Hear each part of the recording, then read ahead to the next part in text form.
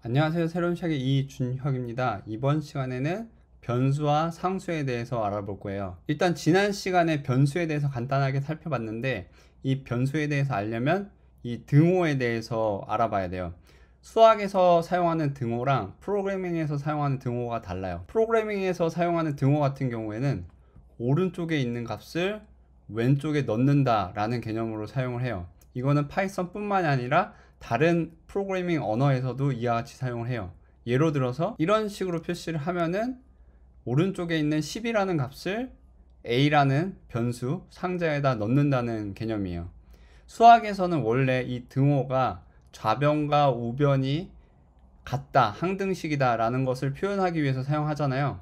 프로그래밍에서 그렇다면은 이런 좌변과 우변이 같다라고 표현하는 방법은 이런 식으로 등호를 두 개를 사용하는 게 좌변과 우변이 같다라고 표현을 하는 거예요. 간혹 가다가 어떤 언어 같은 경우에는 등호를 3개 사용하는 경우도 있어요. 그리고 이 등호를 사용하거나 그리고 좌변과 우변이 다르다, 아니면 좌변이 우변보다 크다, 좌변이 우변보다 작다, 이런 거 관련해서는 제가 나중에 조건문 다룰 때 다시 자세하게 설명을 해 드릴게요. 그래서 프로그래밍에서 등호라는 거는 오른쪽에 있는 값을 왼쪽에다 넣는다는 개념이에요. 콘솔에서 보면 a는 5다 라는 거는 a라는 상자에 5라는 값을 넣는다는 거예요. 그래서 print a, 콘솔에서 print a 이렇게 치셔도 되고, 그 변수의 값을 바로 확인하고 싶다 하시면은 그냥 그 변수명을 그냥 곧바로 입력을 하셔도 돼요. 그래서 a는 5다 라고 표현이 됐죠. 만약에 a는 10으로 바꾸고 싶다 그러면은 이런 식으로 10으로 바뀌게 되는 거예요. 이런 경우도 있어요. 제가 새로운 변수를 선언을 하고 싶은데 기존에 있는 변수를 이용해서 선언을 하는 방법도 있어요. 예를 들어서 이런 식으로죠. b는 a라고 하면은 a에 있는 값을 b라는 이름의 상자에다 넣어주는 거예요. 그래서 b를 입력하면은 이런 식으로 되는 거죠. 그리고 이런 경우도 있어요. 변수가 여러 개 있다고 하면은 여러 개 있는 변수를 다 같은 값으로 하는 거. 예를 들어서 c, d, e는 a, 이런 식으로 하면은 제가 print c, d, e 하면 c, d 모두 10이죠. 이게 무슨 뜻이냐면 일단 가장 오른쪽부터 a라는 값을 a의 상자에 있는 값을 e라는 변수에다가 넣었고, e라는 변수의 값을 다시 d에다가 넣었고, d에 있는 변수의 값을 다시 c에다가 넣기 때문에 c, d, e 이렇게 해가지고 지금 바뀐 거예요. 그래서 a, 10 세 개가 다 같죠? 이런 식으로. 그리고 지금 제가 a의 값을 계속 바꿔주고 있잖아요. 근데 만약에 이런 경우가 있겠죠. 뭐 url 한 다음에 이렇게 해놓고선 여러분들이 프로그램에서 URL 이렇게 해놓고서는 URL의 값을 바꾸질 않아요. 그러면은 얘는 상수인 거예요. 원래는 다른 언어에서는 예를 들어서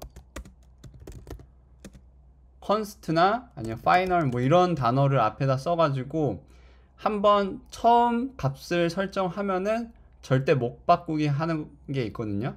그걸 상수라고 해서. 근데 파이썬에서는 그렇다면은 지금 제가 URL을 했는데 이런 식으로 바꿀 수가 있잖아요. 근데 파이썬에서는 여러분들이 만약에 값을 한번 해놓고서는 얘는 바꾸지 말고 계속 사용하는 거야. 상수로서 사용하는 거야 라고 할 때 규칙이 뭐냐면 얘 이름을 대문자로 하는 거예요. url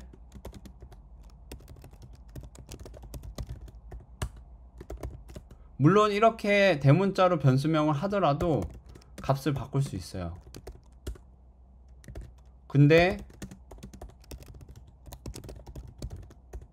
파이썬에서, 그리고 이게 파이썬 뿐만 아니라 각 프로그래밍 언어마다 컨벤션 또는 이제 규칙이라고 해가지고 자기네들이 만든 규칙이 있거든요. 그래서 상수의 이름은 대문자로 하고, 만약에 이렇게 대문자로 되어 있다고 하면은 얘는 상수니까 값을 가급적 바꾸지 말자 라고 규칙을 정해 놓은 거예요. 그리고 변수와 상수의 이름을 지을 때는 카멜 케이스로 짓자. 카멜 케이스가 뭐냐면 카멜이 낙타거든요.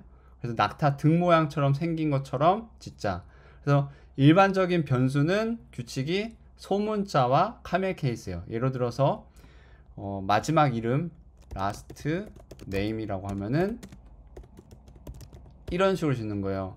두 개의 단어가 있는데 last name 이런 식으로 있으면은 last 소문자로 있고 언더바 name 얘는 이제 변수명으로 이런 식으로 짓는 거고, 만약에 상수로 이런 식으로 단어 두 개 이상으로 짓는다고 하면은 A, B, C 이렇게 할게요. 그냥 예로. 그러면은 이런 식으로 대문자로 하는 거예요.